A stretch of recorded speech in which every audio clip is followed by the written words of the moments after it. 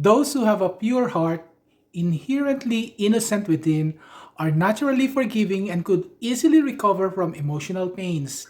They are still not immune to trauma, and the pains inflicted could give rise to the emergence of the orphaned within. Both the innocent and the orphaned has the qualities of an empath.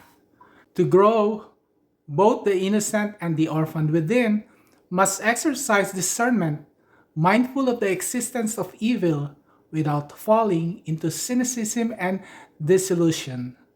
Learning to set healthy boundaries and developing a more resilient self.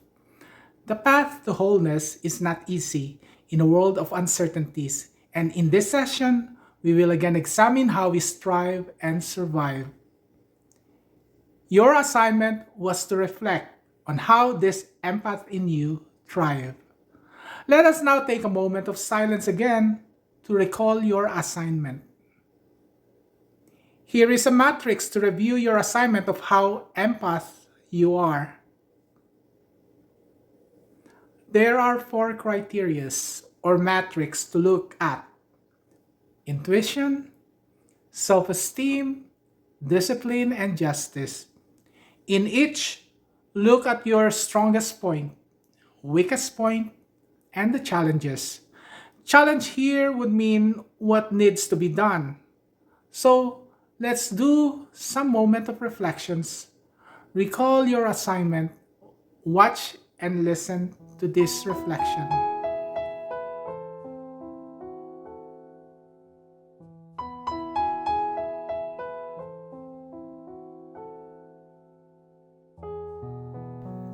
Intuition o kutob. How intuitive you are.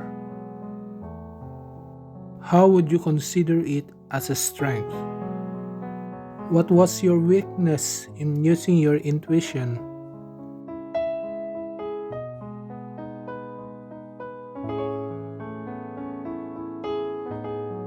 What needs to be done to make intuition works for you? How can your intuition help you protect yourself? How will you use your intuition to make the world a better place to live in?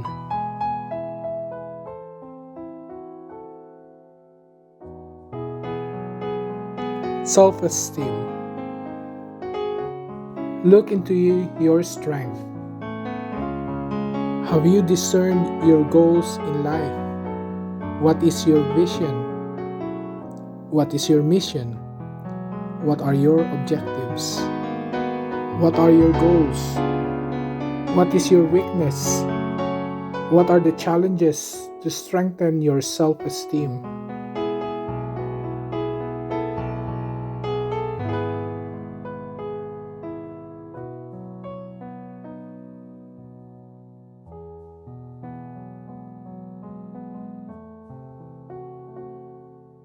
Self-discipline.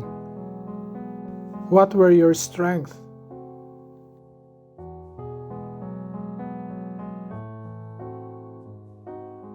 What were your weaknesses?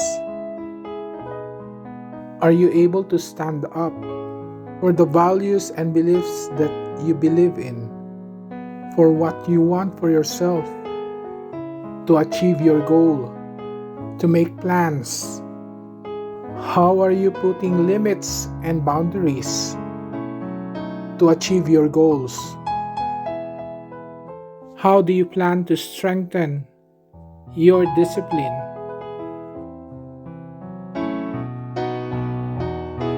Action for justice. How is your sense of justice? Do you have empathy or compassion? Do you have the courage to show this sense of justice, this compassion for others? Do you have the courage to stand up for yourself or for others when you see abuses? What is your weakness? What are your plans to make things right?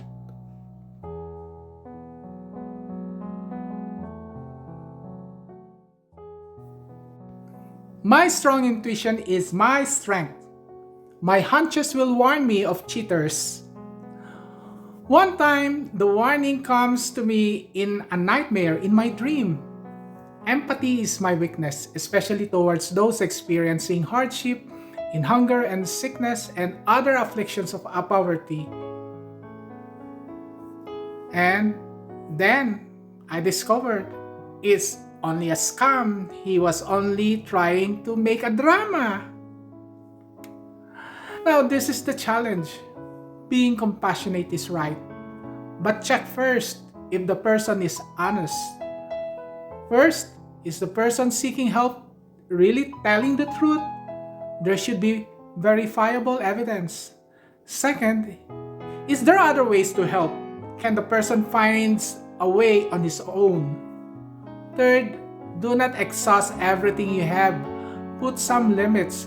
And if the one being helped has shown progress and needs continuous support, give the support with certain conditions. This way, we discourage dependency and help them become more resilient and independent. Second, another weakness I have, I could easily forget after they wrong me. That's why when they find me easy to deceive. The challenge is not to act on impulse. Take time, discern, test their honesty. Third weakness is fear of rejection, fear of getting hurt. What is needed is to have this courage to accept that getting hurt is possible. That's why we need to pray to give us that strength. The second matrix is self-esteem. Being sensitive is a weakness of an empath like me. When an empath is rejected, the hurt is far greater than those who are non-empath. The challenge is learning to cope with the pains, not to control it. Because once you repress, resent, and control what you feel, it will find ways to express itself. Like the shadow, trying to reveal itself so you may recognize that shadow. In my experience, rejection is painful. I invested myself in gaining approval from others, believing that their approval is a measure of my value as a person. But what if they invalidated my feelings? They devalued me. Then I will feel disappointed. I will get depressed.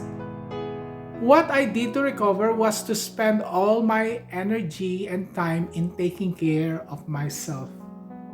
I do what I like doing. I eat healthy, relax, exercise, and study. Do something productive, enjoyable, and healthy. Above all, focus on your goal. But you must have clarified first what you want. What's your vision? Being a positive thinker is my strength, and in spite of the world's imperfection, if I look at the world's imperfection, I think that should be the focus. I should look at and focus my goals on this imperfection. In shaping my goal, I must discern the inclinations I got that could help allay or at least diminish a little bit of these imperfections. What do I have to contribute? And I can contribute only what I have. And if what I have is still lacking, then continue learning and studying. That is why I studied my master's in pastoral sociology. And even until now, I continue to study, enrolling in online courses. By doing this, I grow and advance myself. Then my value, my self-esteem got boosted. The third matrix is self-discipline. Here, we need a goal. We already discussed this. The mind must focus towards the goal. It shouldn't be done impulsively. It must be discerned carefully. As I said, being compassionate was my weakness. I helped someone, I invested in him. I told myself, at least I have helped someone and I have invested my money. But the problem, I didn't do my homework. I didn't do my research. So I was scammed instead. There is nothing wrong helping people. There is nothing wrong investing your money. There is nothing wrong taking risks as long as you know what it is. But it should be studied carefully. This way you are prepared for the outcomes. Be prepared for the risk. But know also to put boundaries, to put limits. Because I also need to protect myself from the risk. I also need to protect myself, my interest. I have to save something also for myself. It's not good to give everything, to give all that I have. Remember, we cannot give something we do not have. Whatever you may have, that is the only thing you can give. But save something also for yourself, because what will happen tomorrow if you have nothing? The fourth matrix is action towards justice. We are sensitive to the sufferings of others. We empathize with those being wrong, because once we have been wrong, that is our strength as empath. The weakness is the fear. If you are silenced, and this has happened to me. This happened to me before. Once I was a supervisor, but when I was transferred to a different department, so doon ang change. In Philippine Labor Code, whatever benefits, rights, and privileges you enjoyed, this cannot be revoked or modified, downgraded without your consent. These benefits cannot be revoked or it will be a violation of the Labor Code. Nagkataon, that time my boss at that time wanted me to start clocking in a bandy clock.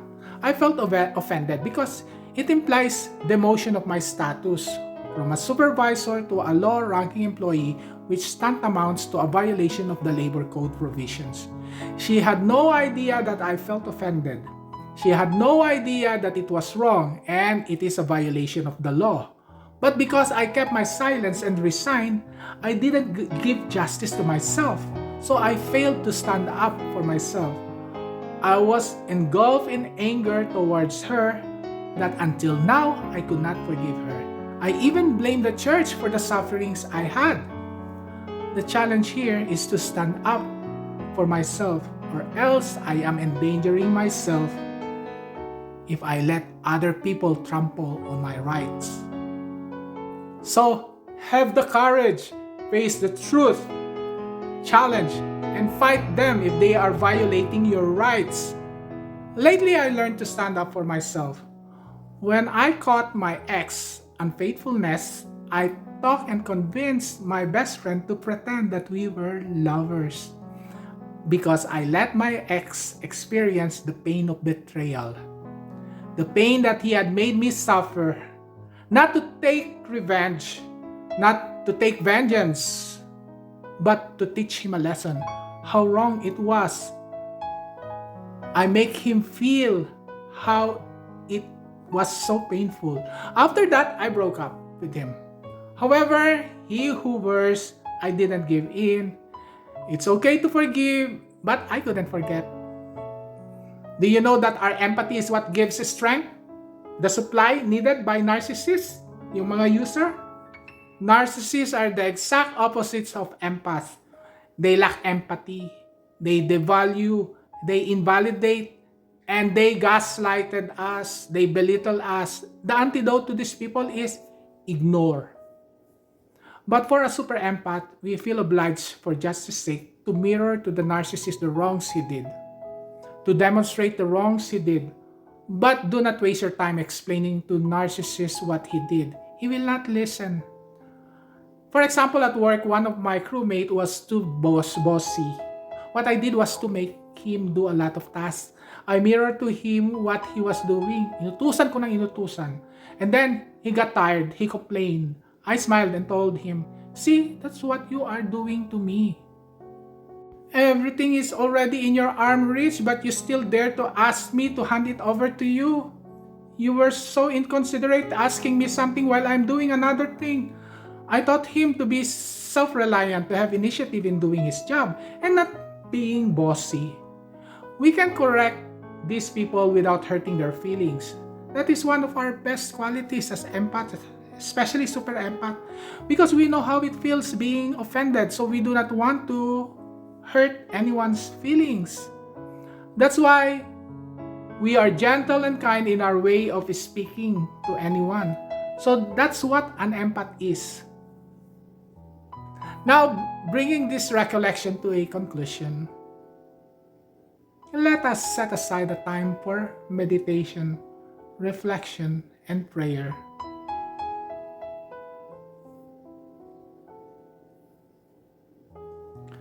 There is no restoration to wholeness of a fragmented self, of a violated, innocent child within.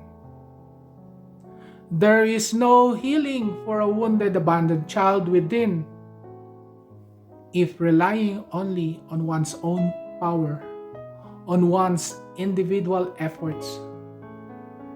We need to reach and cultivate that hidden treasure, that inner treasure, that source of our strength, the spirit that dwells within.